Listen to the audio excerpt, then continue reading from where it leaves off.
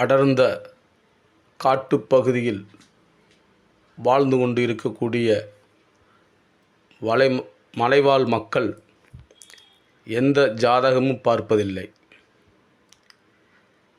எந்த கல்யாண பொருத்தமும் பார்ப்பதில்லை. ஆனால் அவர்கள் 100 ஆண்டுகளுக்கு மேலாக ஆரோக்கியமாக வாழ்கிறார்கள். காட்டு மனிதர்களுக்கு யாருக்கும் குழந்தை இல்லை என்று கிடையாது. அனைவருக்கும் குழந்தை பாக்கியம் உண்டு. ஏனென்றால் அவர்கள் இயற்கை இறைவனுக்கு உண்மையாக இருக்கிறார்கள். ஆனால்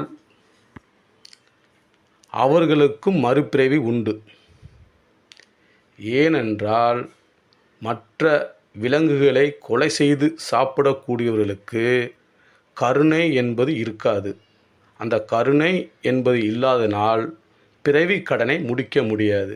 மீண்டும் அவர்கள் மறுபிறவி எந்த விலங்குகளாகவோ, பறவைகளாகவோ, மீன்களாகவோ, ஊரினங்களாகவோ, மனிதராகவோ பிறக்கலாம்.